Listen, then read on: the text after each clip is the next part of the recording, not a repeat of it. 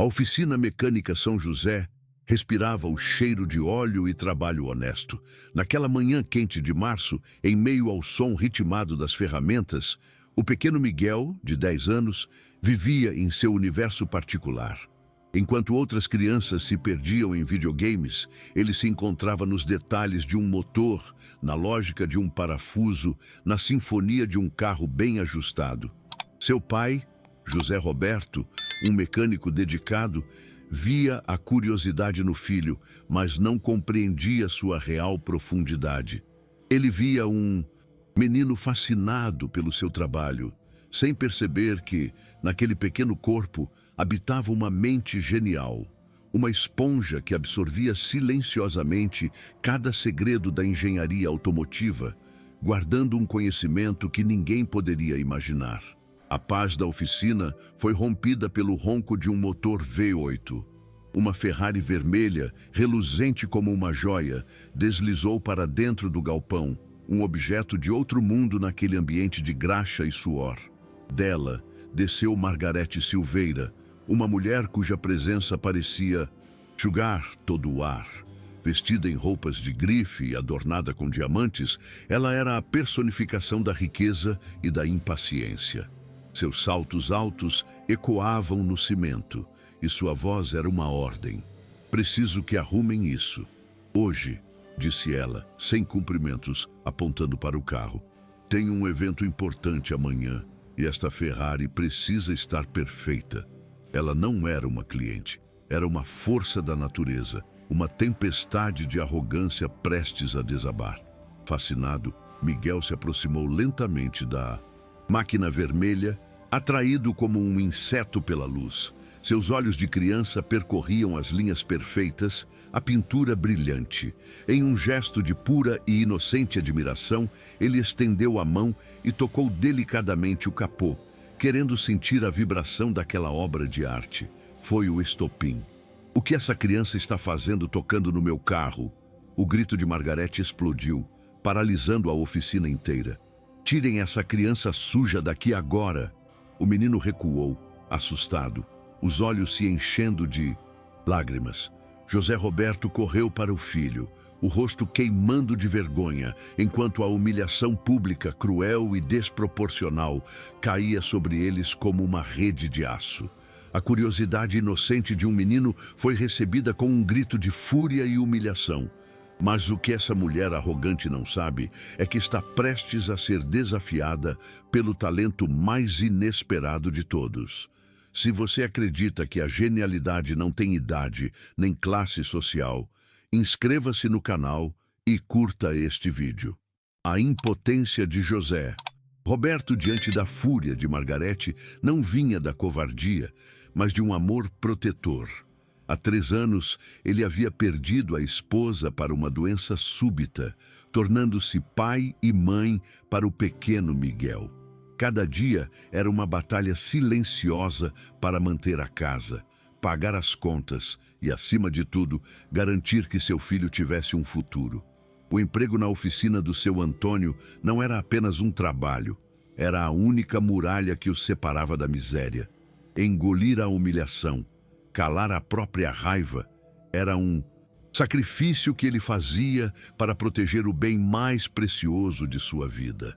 Ele preferia sentir a dor da vergonha a arriscar o pão que colocava na mesa de seu filho. A submissão, naquele momento, era a mais dura e dolorosa expressão de seu amor paterno. Enquanto José Roberto via um futuro a ser garantido, Miguel via um mundo a ser decifrado. Sua mente não era a de uma criança comum. Onde outros viam um amontoado de peças, ele via sistemas complexos, uma lógica quase musical. Possuía uma memória fotográfica para diagramas e uma audição tão apurada que conseguia distinguir a falha de um único pistão no som de um motor. Ele lia manuais técnicos antigos, encontrados na oficina, com a mesma avidez que outras crianças liam gibis, absorvendo e catalogando cada informação em um arquivo mental vasto e organizado. Seu pai o considerava um menino esperto, mas não tinha a dimensão do fenômeno que criava. Miguel era um gênio autodidata, florescendo em segredo no solo fértil da graxa e do aço. A oficina era o santuário de Miguel, um playground de lógica e criação, onde ele se sentia seguro e compreendido. Ali, o barulho das ferramentas era música, e o cheiro de óleo, o perfume de casa. Era o lugar onde ele se conectava com o pai e com a sua própria essência. A chegada de Margarete e sua Ferrari foi a invasão brutal do mundo exterior. Um mundo que não valorizava o conhecimento, mas apenas o status que o dinheiro podia comprar. A humilhação que ela lhes impôs não foi apenas um ataque pessoal, foi uma profanação de seu refúgio, um ato de desprezo contra o trabalho honesto de seu pai e contra a paixão pura que ele sentia pelas máquinas.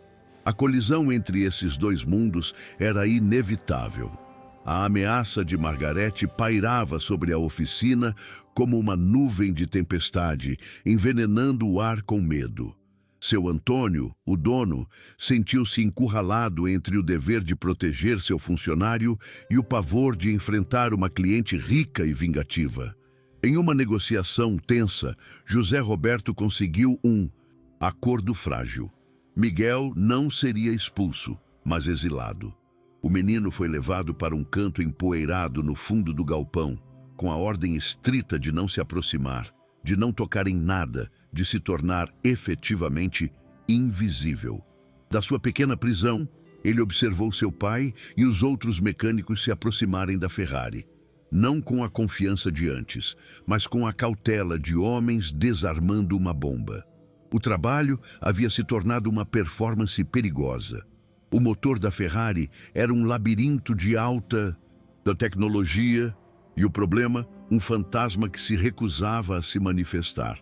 Os mecânicos, homens experientes e competentes, iniciaram os diagnósticos, mas se depararam com um mistério frustrante. O carro funcionava, mas de forma imperfeita. Havia uma perda de potência sutil e um ruído quase inaudível que nenhum aparelho conseguia identificar. Os computadores não mostravam códigos de erro claros, apenas pequenas anomalias que não levavam a lugar nenhum. Eles testaram o sistema de ignição, a linha de combustível, os sensores. Cada tentativa era um beco sem saída.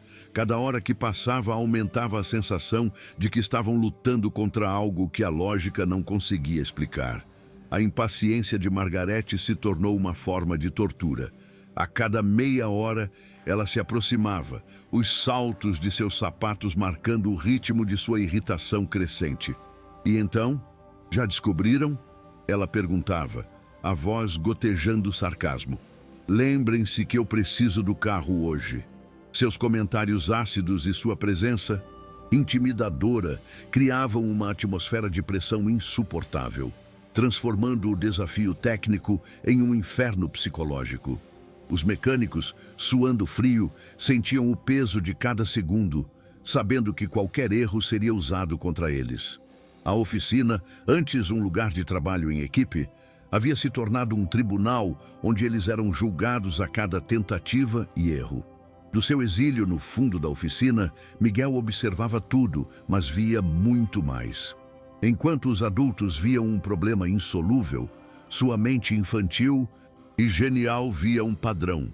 Ele ouvia o som que os outros não conseguiam decifrar, conectava os sintomas que para eles pareciam aleatórios.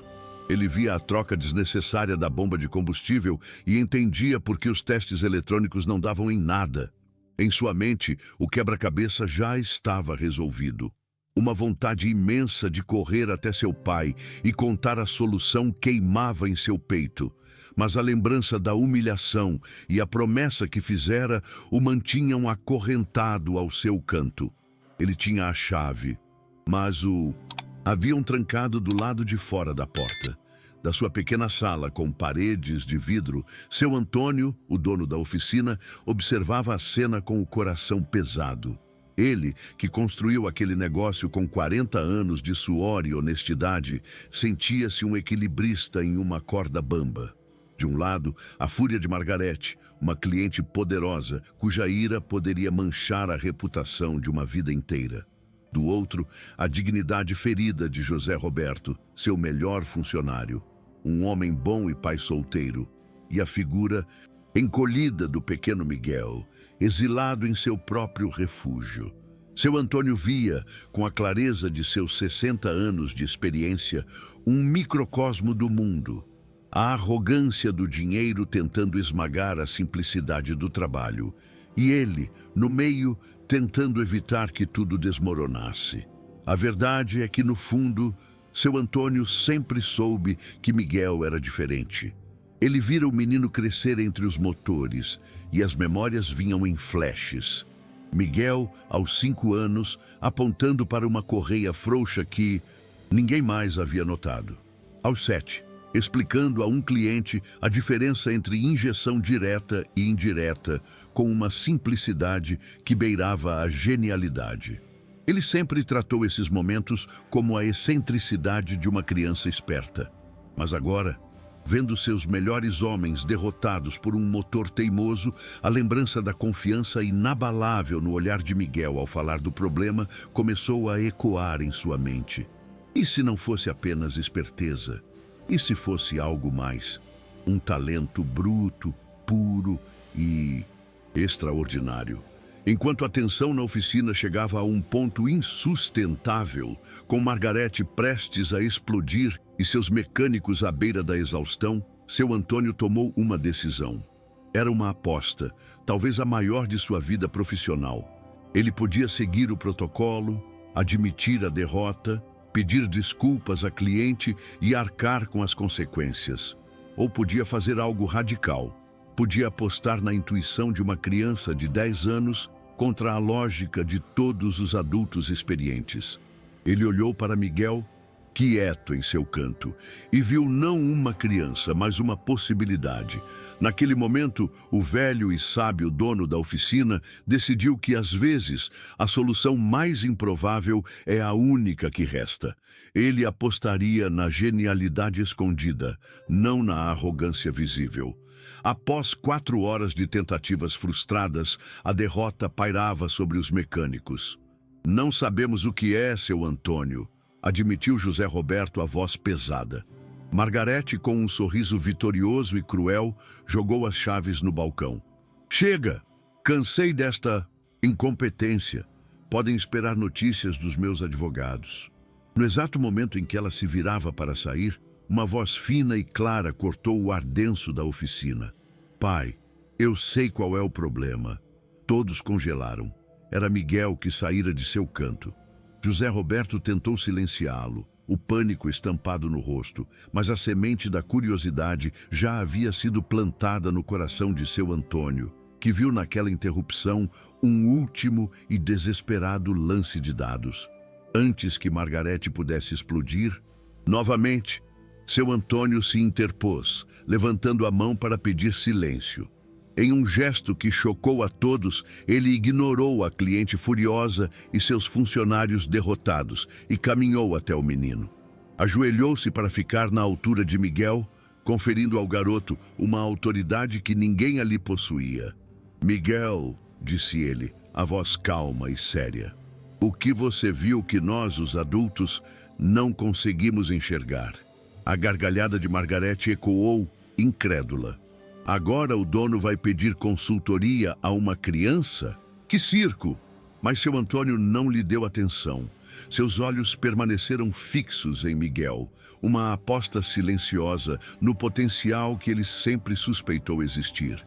Empoderado pela confiança de seu Antônio, Miguel falou. E sua voz não era de uma criança, mas de um especialista. O problema não está nas peças, disse ele. Está no ar. O motor não está com defeito, está sufocado. A analogia era simples e genial. Tem um filtro de ar secundário bem pequeno e escondido. Ninguém nunca olha para ele. Eu acho que está entupido, não com poeira, mas com alguma coisa grudenta que entrou lá. Os mecânicos se entreolharam, atônitos. Eles conheciam a peça. um componente obscuro e raramente problemático, mas jamais pensaram em verificá-lo. Como aquele menino, que mal alcançava a altura do motor, poderia saber de sua existência? E como você sabe disso, garoto? Adivinhou? Perguntou Margarete, o sarcasmo em sua voz agora tingido com uma ponta de curiosidade. A resposta de Miguel foi um golpe de lógica e memória. Eu lembro de uma conversa do meu pai sobre esses filtros, e o som do motor está igual ao do carro do seu Fernando, que teve o mesmo problema. José Roberto o olhou, a lembrança daquela conversa distante vindo à tona, a admiração superando o medo. A teoria de Miguel nem era um chute, era uma dedução baseada em observação aguçada e uma memória extraordinária. A semente da dúvida havia sido plantada na mente de todos. Carlos, ordenou seu Antônio, verifique o filtro secundário. Agora. A teoria de um menino de 10 anos pode ser a chave para o mistério que nenhum adulto conseguiu resolver. Será que ele está certo? Se você já sentiu a emoção de ver a intuição desafiar a lógica, comente sua história e inscreva-se no canal para não perder a incrível revelação. Seguindo as instruções da criança, o mecânico Carlos removeu as peças que cobriam a área indicada. Todos na oficina se inclinaram, prendendo a respiração. Margarete, ainda de braços cruzados, observava com uma intensidade que mesclava ceticismo e uma curiosidade que ela nem conseguia mais esconder. Após alguns minutos de um silêncio tenso, Carlos finalmente retirou o pequeno filtro. Ele o segurou no ar para que todos vissem e um suspiro coletivo de espanto percorreu o ambiente. O filtro estava completamente obstruído por uma substância escura e pegajosa, como uma resina. Não era poeira, não era sujeira comum. Era a causa improvável e bizarra do problema, exatamente como o menino havia previsto. O impossível acabara de se tornar real. Enquanto os mecânicos olhavam para a peça atônitos, Miguel sorriu pela primeira vez naquele dia, um sorriso de pura e inocente satisfação. Eu sabia pelo som, disse ele, explicando sua lógica com uma simplicidade genial. É como quando a gente fica resfriado e não consegue respirar direito pelo nariz. A nossa voz fica diferente. O motor estava com o nariz entupido, por isso o ronco dele não estava normal. A analogia era brilhante, desarmando a complexidade da engenharia com a pureza da intuição infantil. Ele não havia usado máquinas, havia usado empatia. Ele tratou o carro não como um objeto, mas como um corpo que se queixava, e ele foi o único que soube ouvir sua linguagem. A revelação foi um terremoto para Margarete. Não é possível, ela sussurrou, a voz desprovida de toda a arrogância. Ela olhou para Miguel e, pela primeira vez, não viu o filho do mecânico, a criança suja. Viu um talento puro, uma inteligência que ela não podia comprar, que não podia intimidar. Toda a sua riqueza, todo o seu status pareceram subitamente vazios e insignificantes diante da genialidade daquele menino. Naquele chão de oficina sujo de graxa, Margarete, a rainha de um império de negócios, foi confrontada com uma emoção que não sentia há décadas, a humildade.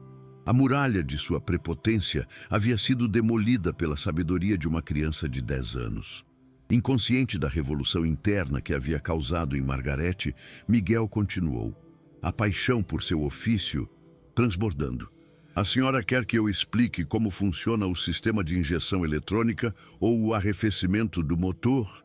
Ele ofereceu com o entusiasmo de quem compartilha seu tesouro. A oferta, tão genuína e tão brilhante, quebrou a última barreira de resistência da mulher.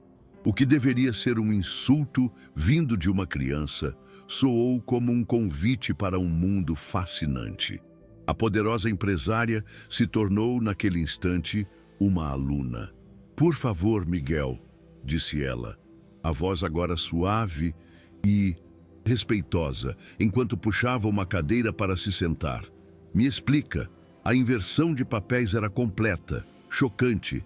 e, de alguma forma, redentora. A oficina se transformou em uma sala de aula improvável. A mulher rica, de roupas caras, sentava-se em um banquinho de metal, completamente fascinada, enquanto o menino de 10 anos, com as mãos ainda sujas de graxa, explicava os segredos de um motor V8. Miguel falava com uma paixão contagiante, usando analogias simples para traduzir conceitos de engenharia complexos. Os mecânicos, incluindo seu pai, se juntaram ao redor, ouvindo em um silêncio reverente, aprendendo com a criança coisas que anos de experiência não lhes ensinaram. A hierarquia de status e idade havia se dissolvido. Ali, só existia um mestre e seus muitos alunos, e o mestre era o menor de todos. Onde você aprendeu tudo isso? Perguntou Margarete, a curiosidade genuína substituindo completamente sua antiga arrogância. A resposta de Miguel foi um retrato de sua realidade. Aqui na oficina, nas revistas velhas e na biblioteca pública, a simplicidade da resposta expôs um paradoxo doloroso. Uma mente de calibre mundial sendo nutrida com sobras de informação. José Roberto, com um misto de orgulho e tristeza, completou o quadro, explicando as limitações da escola pública do bairro, um lugar que não tinha recursos para desafiar uma mente como a de seu filho. Movida por uma nova emoção, Margarete se inclinou e perguntou a Miguel sobre seu maior sonho. Os olhos do menino se acenderam com uma luz que iluminou toda a oficina. Eu quero ser engenheiro automotivo, tia Margarete, disse ele, o tia, saindo com uma naturalidade afetuosa. Quero criar carros que não poluem, inventar baterias que durem mais. Eu tenho tantas ideias aqui dentro. O sonho dele não era sobre possuir uma Ferrari, mas sobre reinventá-la. A ambição pura e visionária daquela criança, nascida em meio a tantas dificuldades, foi o que finalmente demoliu as últimas defesas do coração endurecido de Margarete. Ela viu nele não apenas um gênio, mas a própria esperança. Com lágrimas que agora corriam livremente por seu rosto, ela se ajoelhou na frente de Miguel. Eu preciso te pedir perdão, disse ela, a voz embargada. Eu te tratei de uma forma horrível. Eu te julguei, te humilhei, e eu estava completamente, vergonhosamente errada. A confissão era crua e sincera. Miguel, com a generosidade que só as crianças possuem, apenas sorriu e tocou seu ombro. Está tudo bem, tia. Meu pai diz que errar é como desmontar uma peça. O importante é saber montar de volta, do jeito certo. O perdão simples e profundo do menino foi o que finalmente permitiu que a transformação de Margarete se completasse. Ela não foi apenas humilhada, foi redimida. Margarete se levantou, não mais como a mulher arrogante que chegara, mas como uma protetora com uma nova missão. Ela se virou para José Roberto, a voz firme, com um novo propósito. Seu filho é um tesouro, disse ela, e um talento desta magnitude não pode ser limitado por falta de recursos. Eu quero ajudar. Eu vou garantir que o Miguel tenha acesso à melhor educação que o dinheiro pode comprar. Das melhores escolas aos melhores tutores. O que ele precisar para realizar seus sonhos, ele terá. Não era uma oferta de caridade. Era um investimento. Um investimento em um futuro que, graças a um menino de 10 anos, ela finalmente voltara a acreditar que poderia ser brilhante. Meses depois, a vida de Miguel e de seu pai era outra. Com o apoio de Margarete, o menino florescia em uma das melhores escolas da cidade, sua mente genial finalmente recebendo o estímulo que merecia. Ele continuava a frequentar a oficina nos fins de semana, mas agora como um consultor mirim, cujas opiniões eram ouvidas com o mais profundo respeito. José Roberto, por sua vez, foi promovido a supervisor e também, com a ajuda de Margarete, iniciou um curso de especialização em mecânica avançada. Pai e filho, antes limitados por suas circunstâncias, agora aprendiam e cresciam juntos, cada um orgulhoso da jornada do outro. A aposta de seu Antônio na intuição de uma criança havia gerado juros de pura esperança. A oficina São José, antes um simples negócio de bairro, tornou-se uma lenda na cidade. A história do menino gênio se espalhou e donos de carros de luxo agora viajavam de longe, não apenas para concertos, mas para ter a chance de conhecer a criança extraordinária que via o que ninguém mais conseguia. A reputação do lugar explodiu e a oficina, antes modesta, tornou-se um símbolo de excelência e, mais importante, de humildade. Os outros mecânicos, inspirados pelo exemplo de Miguel, desenvolveram uma nova paixão pelo aprendizado, um novo orgulho em seu ofício. A cultura de todo o lugar foi elevada, tudo porque aprenderam a dar valor à voz mais improvável. A maior transformação, no entanto, foi a de Margarete. Em uma tarde, enquanto observava Miguel desenhar um novo sistema de baterias em um guardanapo, ela teve uma epifania. Passara a vida inteira medindo o valor do mundo e das pessoas em cifras, em status, em aparências. E quase destruiu, por conta dessa cegueira, a coisa mais valiosa que já havia encontrado. Miguel, com sua sabedoria infantil e seu coração generoso, ensinou-lhe o que nenhuma faculdade de negócios poderia, que a verdadeira riqueza não está no que se possui, mas no potencial que se nutre nos outros. O relacionamento que ela construiu com aquela família humilde tornou-se o ativo mais precioso de sua vida, um investimento de retorno incalculável. A história que começou com um grito de raiva por causa de um toque em um carro, terminou com uma conversa cheia de esperança sobre o futuro. Foi uma jornada que provou que o preconceito é a ferrugem da alma e que a genialidade pode florescer nos lugares mais inesperados, bastando que alguém tenha a humildade de regá-la.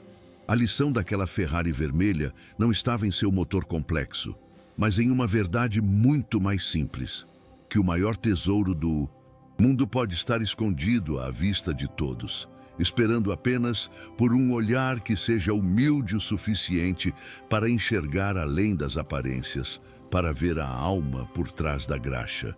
Uma história que prova que o talento não tem idade e a humildade é a maior das sabedorias. Se a jornada de Miguel e Margarete te inspirou, inscreva-se, curta e comente de onde você nos assiste. Vamos juntos celebrar os gênios escondidos que o mundo precisa descobrir.